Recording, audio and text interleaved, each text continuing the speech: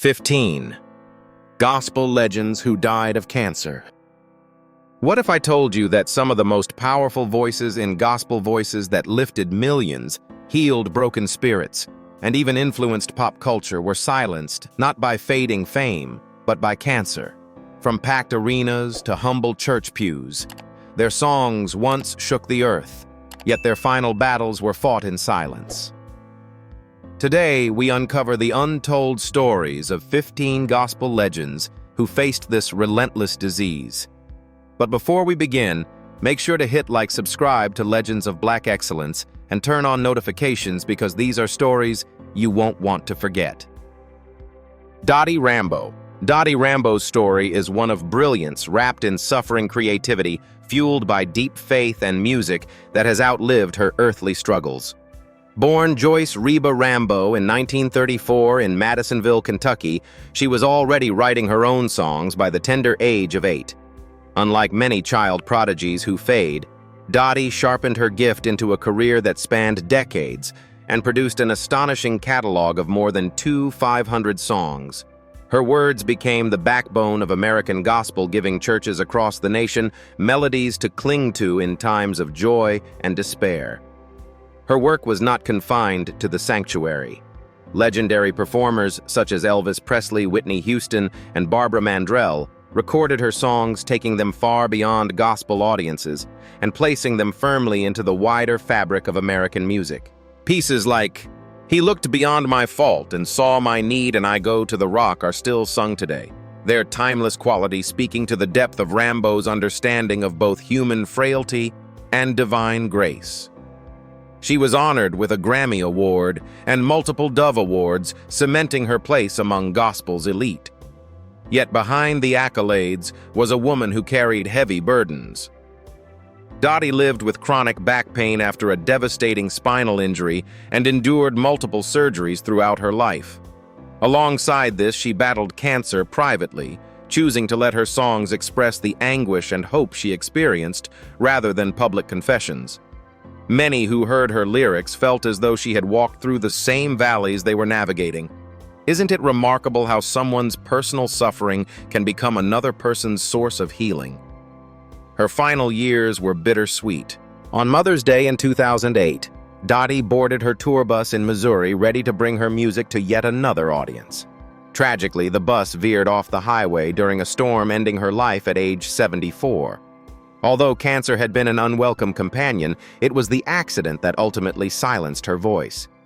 Yet in truth, her voice was never truly silenced. Every Sunday morning somewhere, choirs still lift their voices to words she wrote decades earlier. Dottie Rambo once said that writing songs was like catching tears in a bottle. Every lyric was a prayer, every melody a testament that pain can be transformed into beauty. Through her resilience and artistry, she showed the world that faith is not the absence of suffering, but the ability to turn it into music that never dies. Today, she remains not just a legend of gospel, but a beacon of endurance, reminding us that even broken vessels can carry the brightest light. Shirley Horn. Shirley Horn was not the loudest presence on stage, but she had a gift that made the world pause. Born in 1934 in Washington, D.C., she grew up in a city rich with church traditions where gospel hymns intertwined with jazz rhythms. Horn became an extraordinary pianist and vocalist, developing a performance style that seemed to stretch time itself. While she was not exclusively a gospel singer, her artistry carried the unmistakable soul of sacred music, and her interpretations of spiritual standards touched audiences on a deeply personal level. Her career took off when Miles Davis famously refused to perform at a club unless they hired Shirley Horn. That endorsement alone spoke volumes. With a whisper-like voice and delicate touch at the piano, she created an intimacy that drew listeners in as if she were speaking directly to their hearts. Songs like "Here's to Life" and her renditions of "Amazing Grace" revealed a woman who understood how pain and hope could coexist. Unlike many performers who filled silence with sound, Horn used silence itself as part of her art, letting every pause carry weight. Tragically, health challenges accompanied her later life. Horn struggled with diabetes, leading to the amputation of her foot in 2001. Still, she refused to step away from music. Confined to a wheelchair, she continued to perform with a voice that seemed aged like fine wine, softer yet richer in wisdom. In 2005, she succumbed to breast cancer complications, leaving behind a body of work that bridged jazz, gospel, and spiritual reflection. But isn't it powerful when someone facing physical decline still manages to lift others with their art? Her final performances were among her most moving. Audiences often describe them as encounters rather than concerts, moments when they felt they were sharing something sacred. Horn's gift was not only her technical ability, but her willingness to reveal vulnerability through music. That vulnerability became strength, teaching others that brokenness could still create beauty. Today, Shirley Horn is remembered as more than just a jazz icon. She represents the thin line where gospel, emotion, jazz, improvisation, and human endurance meet. Her life reminds us that while cancer may weaken the body, it cannot extinguish the soul of an artist determined to sing until her last breath. Claude Jeter. Claude Jeter's voice was unlike anything gospel had ever known. Born in 1914 in Montgomery, Alabama, Jeter worked as a coal miner before forming the legendary group the Swan Silvertones in 1938. Emerging from the darkness of the mines, he carried with him a voice so pure and soaring that listeners often described it as otherworldly. His falsetto broke barriers, adding a celestial dimension to gospel music that influenced generations of singers. When Jeter sang classics like "Mary, Don't You Weep," audiences testified to feeling chills race through their bodies. His ability to leap effortlessly between octaves made him a pioneer, inspiring future stars like Al Green and reshaping the very sound of modern R&B. Perhaps his most famous contribution came during a spontaneous improvisation when he sang, "I'll be your bridge over deep water if you trust in my name." That single line later inspired Paul Simon's iconic hit, "Bridge Over Troubled Water," proving how Jeter's influence extended far beyond gospel circles. Despite his profound talent, Jeter remained humble. Even as his records sold widely, he took jobs as an elevator operator in a Manhattan hotel, never allowing fame to distort his sense of service. Isn't it striking how someone whose voice transformed music history could live with such modesty? His humility became as much a part of his legacy as his extraordinary falsetto. Jeter's later years were marked by health struggles, including a long battle with cancer. True to his character, he rarely complained, enduring the illness with quiet dignity. He passed away in 2009 at the age of 94, having lived long enough to witness how profoundly his artistry had shaped gospel, soul, and pop music alike. His influence cannot be overstated. Without Claude Jeter, the expressive falsetto that dominates soul and R&B might never have found its voice. To this day, artists who reach for high ethereal notes are unknowingly echoing Jeter's groundbreaking style. His life is proof that even from the most humble beginnings, one person's gift can lift millions toward heaven. Albertina Walker. Albertina Walker was more than a gospel singer. She was a builder of empires. Born in 1929 in Chicago, she grew up immersed in the city's thriving gospel scene, attending church services where voices like Mahalia Jackson reigned supreme. Inspired, Albertina began singing in local choirs and soon developed a voice both commanding and compassionate, a sound that could thunder like an organ or whisper like a prayer. By the 1950s, she had founded the now legendary group The Caravans, which became a launching pad for some of the greatest gospel stars in history. The Caravans weren't just a group, they were a training ground. Under Albertina's leadership, singers like Shirley Caesar, Inez Andrews, and James Cleveland found their footing. Walker often stepped aside during concerts to let younger voices shine, showing a humility rare in show business. Her talent, scouting, and mentoring reshaped the landscape of gospel music for decades to come. Songs like "I'm Still Here" became her anthem, embodying the resilience and endurance she displayed throughout her life. But behind the regal title of Queen of Gospel lay personal battles. Albertina fought breast cancer alongside chronic respiratory illnesses, including emphysema.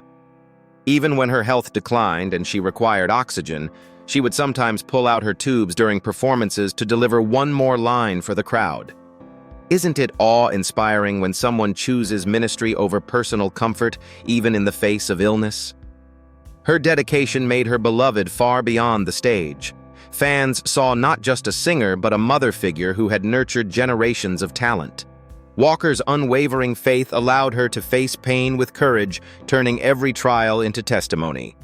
She continued to appear at events, lend her support to new artists, and encourage choirs across America even into her later years. When Albertina Walker passed away in 2010 at the age of 81, the gospel world mourned not only a voice, but a guiding light. She left behind a dynasty of artists who credited her for their beginnings. Today, every gospel singer who steps forward with confidence carries a piece of Albertina's legacy, the queen who gave away her crown so that others might wear theirs. James Moore. James Moore was a man whose voice could shake a building, yet whose heart remained tender.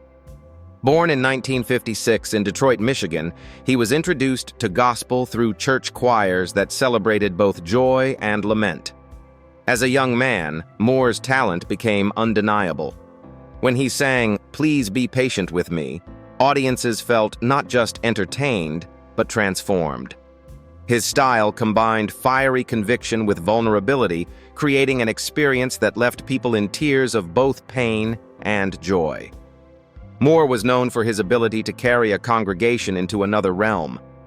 Performances of "Yes, Lord" or "God Don't Need No Matches" weren't concerts, they were encounters with something greater. Off stage, however, he was a quiet, humble soul known among friends for his gentle demeanor. This contrast made his stage presence all the more electrifying.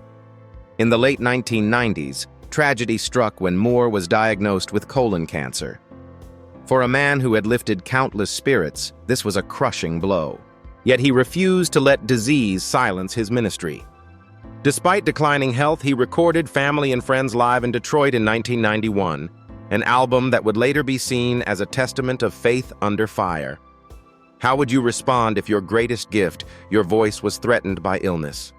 As cancer progressed, Moore's once strong frame weakened, but his voice carried an almost supernatural weight. Listeners could sense that each note was being pulled from a place deeper than his own strength, as if heaven itself was lending him power. His final years became a living sermon about perseverance, faith, and the reality of suffering. On June 7, 2000, at just 44 years old, James Moore passed away. His funeral drew thousands, many of whom testified that his songs had been their comfort in dark hours. Though his life was cut short, Moore's music continues to echo in churches, reminding believers that true faith sings even in the valley of shadows. Inez Andrews. Inez Andrews was a storm in human form, a singer whose voice could rattle walls and soothe souls in the same breath. Born in 1929 in Birmingham, Alabama, she discovered early that her voice carried a rare electricity. By the 1950s, she joined the Caravan's Albertina Walker's trailblazing gospel group, and it didn't take long before audiences singled her out. Andrews earned the nickname, the High Priestess of Gospel, because her notes didn't just rise, they soared like lightning across the heavens. Her signature hit, "Lord, Don't Move That Mountain," became an anthem for those grappling with life's obstacles. With every line, Andrews delivered not just melody, but a personal wrestling match with faith, as if she was praying and fighting at the same time. Later, she crossed into mainstream recognition with Neutral, which climbed both the gospel and R&B charts in the 1970s. Few could command both the church crowd and secular listeners with such raw conviction. What made Andrews unique was her ability to sustain impossibly long notes, her voice climbing, then plunging into soulful depths. Audiences often rose to their feet in awe, feeling both uplifted and shaken. Isn't it incredible how one human voice can carry the power of both a storm and a lullaby? Her artistry was proof that gospel was not limited by genre, it was a force of nature. Privately, Inez fought a battle with cancer in her later years. Friends recalled that she spoke little about her illness, preferring to spend her remaining breath singing instead of lamenting. Even as her health weakened, her performances remained magnetic. Her voice, though slightly weathered, carried an intensity that only suffering could refine.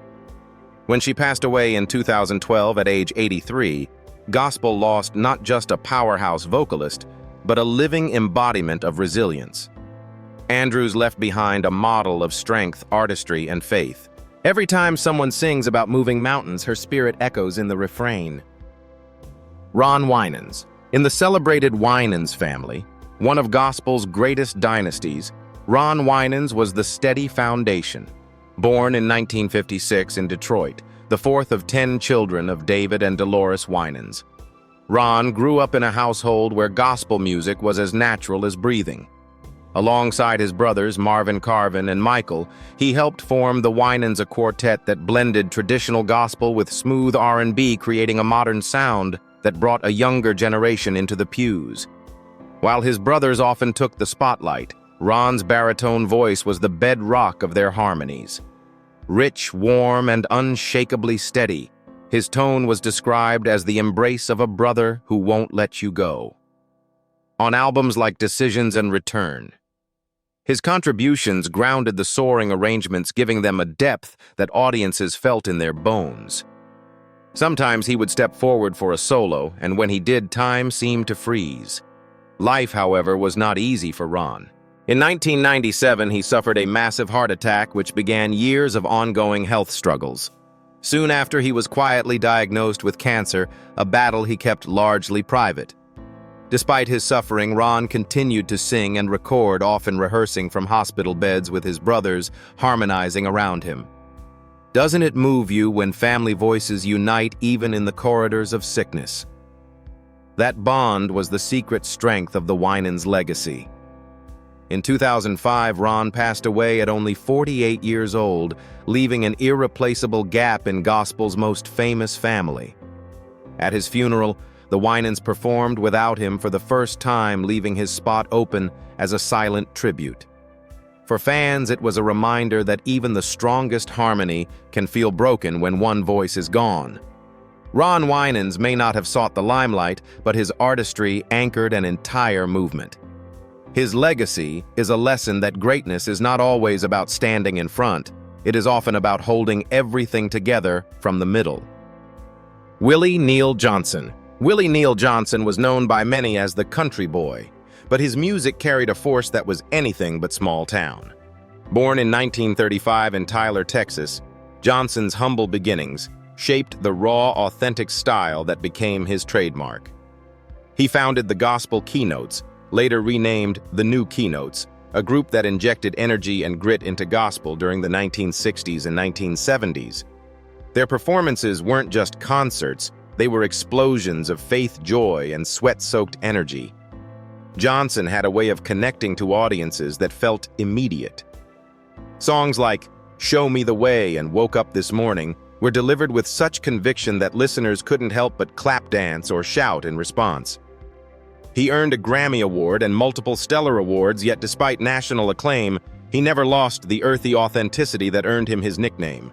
His performances often ended with his clothes drenched, his brow dripping, and his voice roaring like thunder. What made him stand out was the way he blurred the line between Saturday night rhythm and Sunday morning testimony. His music was proof that gospel could be both sacred and soul-stirringly alive. Have you ever felt a performance so powerful that you forgot where you were, swept up in the spirit of the moment? That's what Johnson did. He pulled people into an atmosphere that felt bigger than a stage. Tragically, cancer struck him down in the later years of his life. For a man whose identity was tied to boundless physical energy, the illness was especially cruel. Yet even during treatments, Johnson turned his hospital room into a kind of makeshift church. Fellow singers recalled how during visits he would suddenly burst into song, momentarily pushing illness aside as faith took over. In 2001, at just 65 years old, Willie Neal Johnson passed away. His loss left a hole in quartet gospel, but his spirit remains in every group that dares to bring raw passion into their music. Johnson proved that gospel doesn't just belong to the refined voices. It belongs to anyone who can sing the truth from the depths of their soul. Reverend Timothy Wright. Reverend Timothy Wright was both preacher and performer, a man whose voice built walls of sound that shook churches to their core. Born in 1947 in Brooklyn, New York, he was raised in a community where gospel wasn't entertainment, it was survival. From those roots, Wright became both a pastor and a musical visionary, blending preaching with performance in a way that made him unforgettable. As founder of the Timothy Wright Concert Choir, he created albums that became staples for choirs across the United States. Songs like "Who's on the Lord's Side" and "Come Thou Almighty King" weren't just hits, they were blueprints for choir directors everywhere. Wright understood the dramatic tension of music, starting soft, pulling listeners in, then unleashing a tidal wave of harmony that made congregations leap to their feet. He wasn't just a performer, he was a shepherd. Wright pastored at Grace Tabernacle Christian Center in Brooklyn, leading both from the pulpit and the stage. His warmth and smile made him beloved not only by churchgoers but also by fellow musicians. Isn't it rare to find someone who could be both a spiritual leader and a chart-topping artist at the same time? Wright embodied that rare balance. Behind the scenes, however, Wright quietly battled prostate cancer. Few knew of his condition because he chose to focus on serving others, showing up week after week to lead worship and mentor younger artists. His greatest trial, though, came in 2008, when a devastating car accident killed his wife Betty and his grandson DJ Wright survived, but his body was shattered. For nearly a year, he endured hospital stays and rehabilitation. Visitors often reported that instead of seeking comfort, Wright was the one encouraging them, reminding everyone that storms only prove who is truly in control. In 2009, at just 61 years old, he passed away from complications of the crash with cancer already having weakened him. Reverend Timothy Wright's story is one of double tragedy, disease, and disaster, but also one of unbreakable faith. He taught through music, through preaching, and even through suffering that worship is not about circumstances, but about trust in something greater. His choirs still echo in churches today, reminding us that his thunderous praise never truly ended. Jesse Dixon. Jesse Dixon was one of the rare gospel artists who managed to carry the church into the world and bring the world back into the church. Born in 1938 in San Antonio, Texas, and later settling in Chicago, Dixon absorbed the city's rich gospel traditions while also embracing the broader spectrum of American music. By the 1960s, he was already working with icons like James Cleveland, but it was his collaborations beyond gospel that made him unique. In the 1970s, Dixon became known internationally when he toured with Paul Simon for 8 years, introducing gospel music to audiences who may never have entered a church. His sophisticated arrangements reflected his background in jazz and classical music, but at the core remained the fiery spirit of black gospel. Songs such as "I Am Redeemed" and "The Wicked Shall Cease Their Troubling" became modern standards, showcasing his deep baritone voice that could sound tender in one breath and commanding in the next. Dixon's concerts were unforgettable not because of spectacle, but because of connection. He knew how to take a lyric of redemption or struggle and make it personal for each listener. Have you ever experienced a performance where it felt like the singer was telling your story instead of theirs? That was Jesse Dixon's gift-making music that felt intimate and universal at once.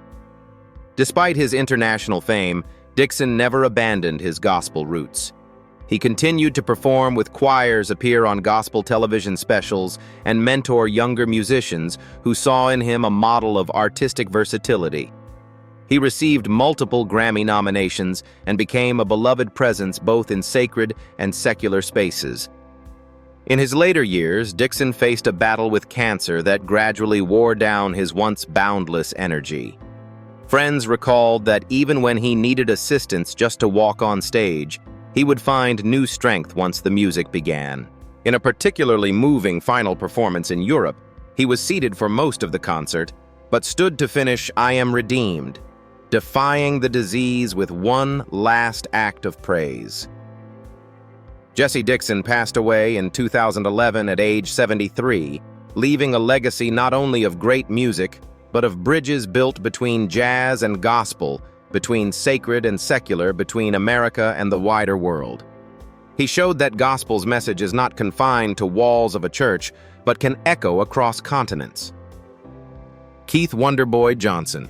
Keith Johnson was given the nickname Wonderboy for good reason. Born in 1972 in Brooklyn, New York, he was recognized as a prodigy whose voice carried unusual maturity and power even as a child. He first rose to fame with the group The Spiritual Voices, before launching a successful solo career that revitalized quartet gospel for a new generation. Johnson's music stood out because it blended traditional quartet roots with a fresh, youthful energy. Albums like Through the Storm and Send a Revival became staples for churches looking to reach both the old and the young. His raspy, passionate vocals and energetic stage presence made him one of the most dynamic performers of his era. Audiences often described his concerts as spiritual workouts. By the end, everyone was on their feet shouting and clapping. Unlike many gospel artists, Johnson focused on bridging generations. He wanted young people to embrace the same style of gospel their grandparents loved, but with a modern twist. Isn't it amazing how one artist can make something old feel brand new simply by pouring in fresh energy? That was Johnson's calling card renewal without compromise. Behind the scenes, however, Keith Wonderboy Johnson fought a private battle. Though his official cause of death in 2022, at just 50 years old, was listed as heart failure, close friends whispered of a long struggle with cancer that he never disclosed publicly. He didn't want fans to see him as weak or sick. Instead, he wanted the focus to remain on the message of hope in his songs. Even in his final recording sessions for the album Keep Pushing, engineers noticed him excusing himself between takes only to return minutes later with renewed energy, ready to belt out lyrics about perseverance. Those who later learned of his condition realized those breaks were moments stolen to manage pain. Yet on stage, he bounced and shouted as though nothing was wrong, a true performer until the very end. Keith Wonderboy Johnson left behind a legacy of youthful passion, intergenerational influence, and unshakable joy. His life reminds us that even when battling in silence, an artist can still shine a light that inspires thousands. His voice, full of grit and determination, remains a testament that gospel music is not about hiding pain, it's about transforming it into praise. Edwin Hawkins. Edwin Hawkins changed gospel music forever with a single song. Born in 1943 in Oakland, California, Hawkins was a young church musician when he organized the Northern California State Youth Choir. Their goal was modest raise funds through an album. But from that session emerged "Oh Happy Day," a reimagined 18th century hymn that fused gospel lyrics with contemporary R&B and jazz flavors. Released in 1968, the song became a worldwide hit, climbing international charts and winning a Grammy Award in 1970. Suddenly, gospel music had crossed over to mainstream audiences. The impact of "Oh Happy Day" cannot be overstated. It opened doors for gospel artists to be heard outside church walls, proving that sacred music could sit comfortably alongside pop, soul, and jazz. Hawkins went on to earn 4 Grammys and worldwide recognition, but he never lost sight of his original mission, using music to inspire hope and faith. He often reminded fellow musicians that the message must never get lost in the music. Even as fame surrounded him, Hawkins remained a humble, soft-spoken figure. He continued to mentor younger gospel artists, guiding them not only in craft, but also in faith. Isn't it extraordinary how one person's vision can shift the course of an entire genre? Hawkins didn't just make a hit song, he changed the way the world thought about gospel. In his later years, Hawkins was diagnosed with pancreatic cancer, one of the most aggressive forms of the disease.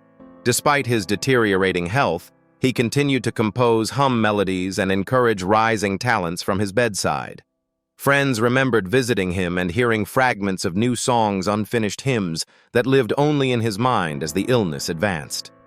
On January 15, 2018, Edwin Hawkins passed away at the age of 74. His death was mourned worldwide, from church choirs in America to European pop audiences who first encountered gospel through Oh Happy Day. His legacy remains one of bold innovation bridging sacred tradition with global resonance. Bishop Gilbert Patterson. Bishop Gilbert Earl Patterson wasn't primarily a recording artist, yet his influence on gospel music was immeasurable. Born in 1939 in Humboldt, Tennessee, he rose to become the presiding bishop of the Church of God in Christ Kojic, the largest Pentecostal denomination in the United States. From his pulpit at the Temple of Deliverance in Memphis, Patterson used both radio and television to broadcast services that combined fiery preaching with powerful gospel music reaching millions. Known for his booming, authoritative voice, Patterson had a way of making sermons sound like music. He championed and mentored countless gospel singers, offering them platforms that expanded their ministries. Through initiatives like gospel television programming, he made sure church music was accessible to believers and seekers alike, long before live streaming became common. What set Patterson apart was his conviction that faith must be demonstrated in both word and deed. He often declared, "This sickness is just another sermon I get to preach with my life instead of my lips." How many of us could turn personal suffering into a testimony that inspires others? That was his strength, transforming trials into lessons. In the mid-2000s, Patterson was diagnosed with prostate cancer. Even as the disease progressed, he continued broadcasting his weekly services. Congregants and viewers noticed his gradual weight loss and paler complexion, but his determination never faltered. His final sermons carried even more urgency, as though he knew time was short. On March 20th, 2007, Bishop Gilbert Patterson passed away at the age of 67. His funeral filled the Temple of Deliverance with mourners from around the country, celebrating a leader who fused ministry with music and built bridges for countless gospel artists. Patterson's thunderous preaching, his vision for gospel's reach, and his unshakable faith left behind a legacy not confined to one congregation but spanning an entire movement. To this day, his recordings and broadcasts continue to remind believers that faith is most powerful when tested. Reverend James Cleveland. Reverend James Cleveland is remembered as the king of gospel music, a title he earned not by accident but by years of innovation that reshaped the sound of worship forever. Born in 1931 in Chicago, Cleveland grew up in a city that was a hotbed of gospel creativity. His deep, gravelly baritone was instantly recognizable, carrying a raw, emotional weight that could turn any lyric into a testimony. But Cleveland wasn't just a singer, he was an architect. He introduced complex chords, innovative arrangements, and choir-centered performances that elevated gospel to new artistic heights. Through songs like Peace Be Still and Lord Help Me to Hold Out, he created music that balanced grandeur with intimacy. His work influenced choirs across the nation, making him one of the most recorded gospel artists of his generation. Cleveland's greatest legacy may have been the founding of the Gospel Music Workshop of America GMWA in 1968. This annual gathering became the world's largest gospel convention, training generations of singers, musicians, and directors. Isn't it remarkable when one person creates not only music, but an entire institution that shapes the future? Cleveland's vision ensured that gospel would remain vibrant long after his own voice was silenced. In his later years, however, his health began to decline. Reports indicated that he struggled with cancer and other health complications, which weakened his once commanding frame. Yet he continued to mentor, record, and lead until he could no longer stand before congregations. On February 9, 1991, at the age of 59, James Cleveland passed away, leaving a monumental void in the gospel world. To this day, choirs across the globe still sing his arrangements, and his recordings remain benchmarks of excellence. Reverend James Cleveland didn't just lead gospel music, he rebuilt it into the form we know today. Lee Williams. In a genre often known for flamboyance and energetic showmanship, Lee Williams carved out a different path. Born in 1946 in Tupelo, Mississippi, he rose to prominence as the leader of Lee Williams and the Spiritual QC's A Quartet, that brought traditional gospel back into the spotlight during the 1990s and 2000s. Williams was nicknamed the Quiet Storm because of his understated stage presence. While others leaped and shouted, Williams often stood still, eyes closed, delivering deep, measured vocals that carried a power all their own. Songs like Cooling Water and Good Time became beloved anthems, proving that sometimes less is more. His style showed that intensity doesn't always require volume. It can be felt in restraint. Fans adored him because he embodied dignity. His performances weren't about flash, they were about truth. He sang as though each note was carved from lived experience, drawing listeners into his quiet conviction. Have you ever been moved, not by what was loudest, but by what was most sincere? That's the gift Lee Williams carried. In his later years, Williams faced health struggles. Publicly, he was known to suffer from dementia, which gradually forced him to step back from performing. Privately, some close to him spoke of a cancer battle that compounded his decline. Even as illness dimmed his physical strength whenever he joined his group on stage, even briefly the crowd erupted with gratitude. Seeing him stand with the QCs even for a single song felt like witnessing history. On August 30th, 2021, Lee Williams passed away at the age of 75. The gospel world mourned a man whose quiet authority had shaped quartet music for decades. His group continues to carry his legacy, but his absence is deeply felt by fans who saw in him a reminder that true greatness often comes wrapped in humility. Lee Williams proved that gospel doesn't need spectacle to be powerful. Sometimes a still figure singing with depth and honesty can shake souls more than the loudest shout. Cancer has silenced voices that once shook the heavens, yet their songs still rise in churches, concerts, and hearts around the world. These 15 gospel legends may be gone, but their faith-driven music continues to carry messages of resilience and hope.